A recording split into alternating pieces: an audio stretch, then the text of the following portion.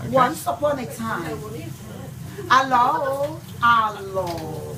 Uferedi. Ah. Once upon a time, there was this pretty girl in the village setting. This girl was very pretty. She was the princess of that particular village. And then it happened that the father wanted this girl to marry the best handsome rich man in the area. And then the king told his servicemen to go into the village and announce to everyone that her daughter is ripe for marriage.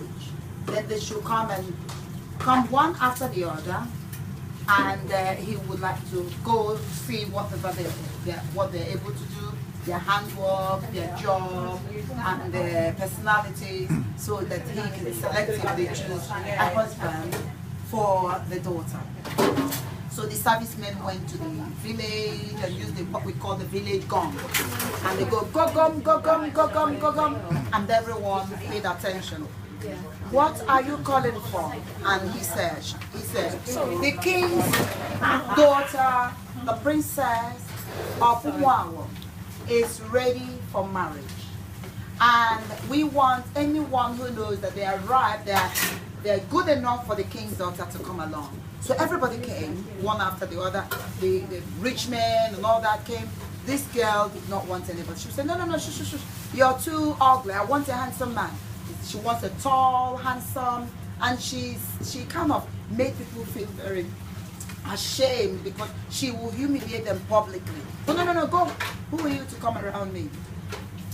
Anyway, she didn't realize that the spirit world were actually listening to what she was doing.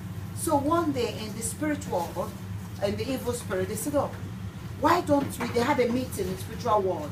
They said, this girl has been maltreating the king's men and people in the village because of her beauty. Why don't we go and teach her a lesson? Not only for her beauty, for her greed. What she wanted was out of this world. Let us meet her needs spiritually. And in the spiritual realm, after their meeting, they decided to send out one of their bad spirits. And then this spirit said, well, I'm a spirit. How can I go to the land of the living without a body?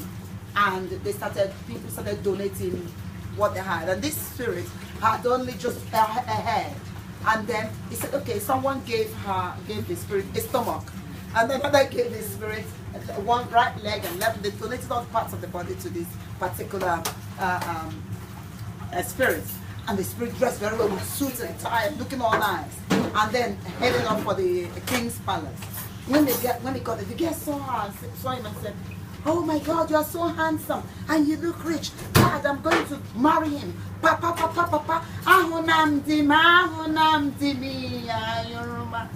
Papa mi ahunam dimi ayur dimje mono ayuruma. Which means, Father, I've seen my husband. The husband I'm going to use to make mad. I'm going to be proud of.